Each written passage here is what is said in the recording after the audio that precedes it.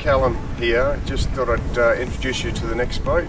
She's a beautiful 1976 Herreshoff 65-foot Ketch. If you just want to pan over, check it out. She's got more wood on her than a small forest. We'll go through her in detail.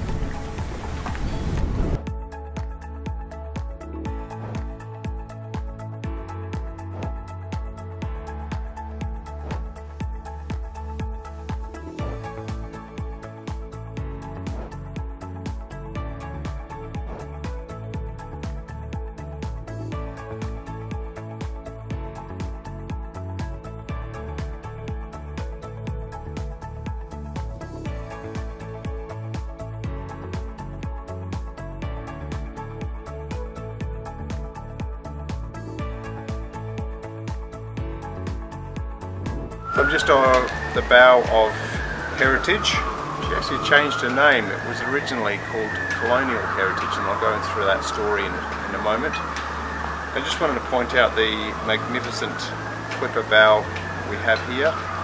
This is a design that was made some years ago, and the current owner has actually made this a lot stronger, and she cuts through the water very, very well.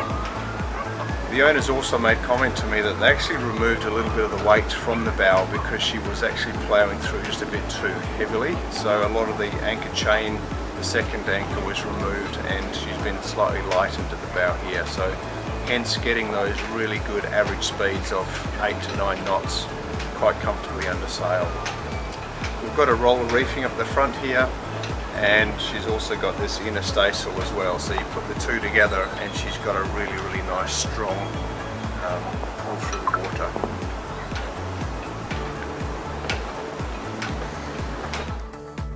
So here I am at the centre cockpit. As you can see, it's pretty small but very protected.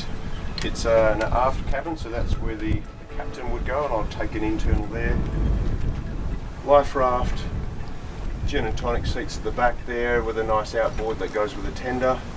She's got a lot of lines that come aft actually for her vintage. Obviously very much state of the art in her years. These have got some self-tailing winches on board. Plenty of beautiful wood all the way through. So join me and we'll go see what happens below.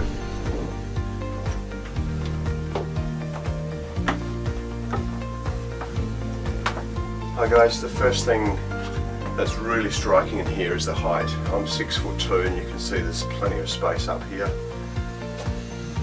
Again, modern technology is taken over, so we've got some marine gear, obviously all the right safety equipment, and here we have more dolphins in here than you would get at SeaWorld. Typical galley of its vintage, again, very tight, very compact. It's ideal for rough weather because you can really brace yourself in there. Gas on board, most modern. We've got a fridge, freezer, and just very practical and easy to work with. Over on the other side, on the starboard side, we've got the navigation area, typically with your old charts that you would have. Nowadays you've got a lot of more modern marine technology that is used on board, and you've still got some of the old traditional wares on board. Just behind the galley here we've got the door that leads into really sort of the workshop. That we've got the generator, we've got an automaker and 126 horsepower, which I'll take a quick brief look at with you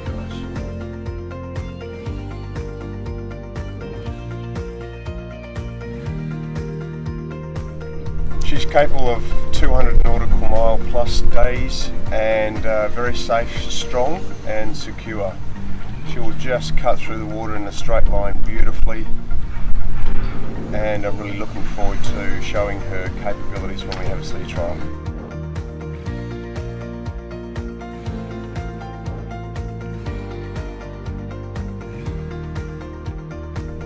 So here I am on Heritage, originally called Colonial Heritage. Actually, she changed her name. I'll go into the story of why that was done. And as you can see, we're on anchor in Thompson Bay, the beautiful island of Rottnest. Got a southerly wind, hence bringing some of this cloudier weather for us, and we should have a great breeze this afternoon.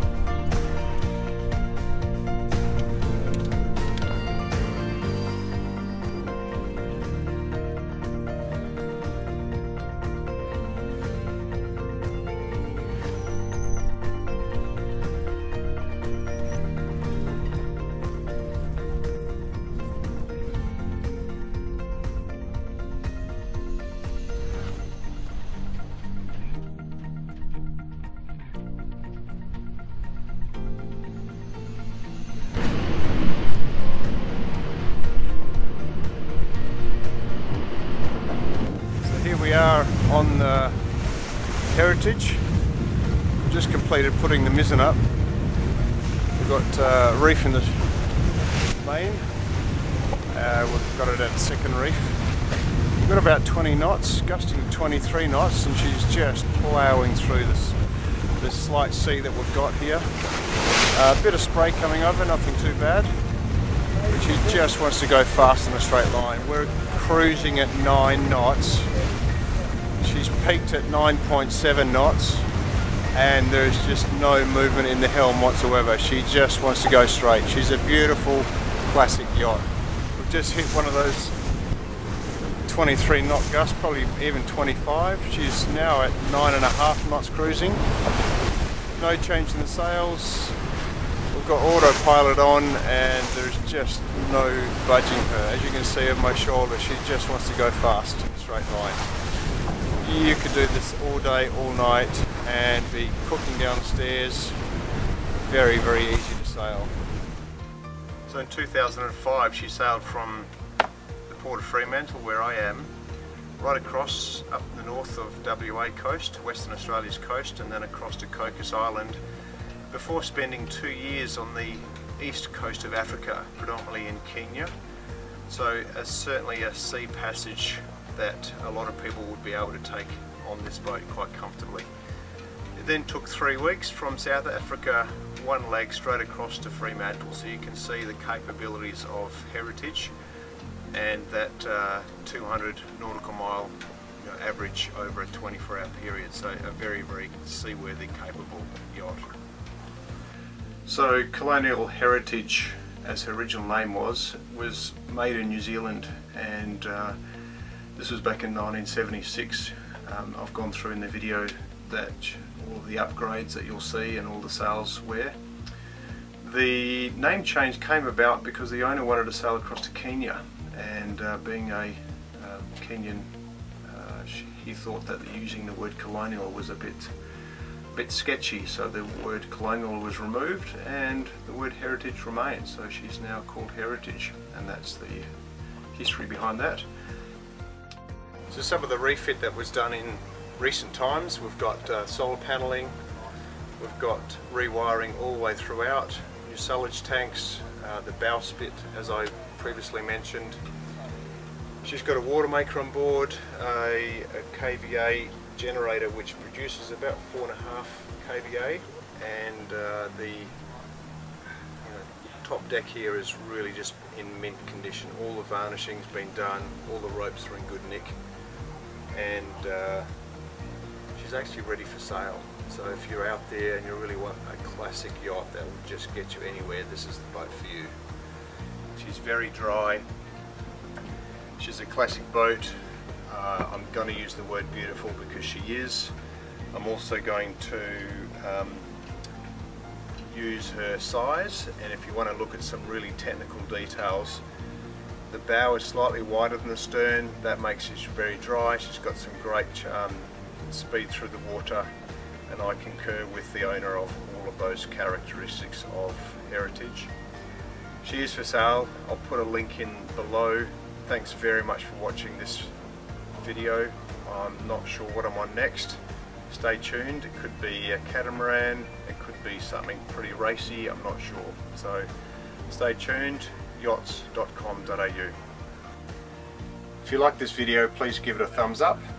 Always keen to get some comments below, and hit the subscribe button for future episodes, and enjoy. Thanks for joining me.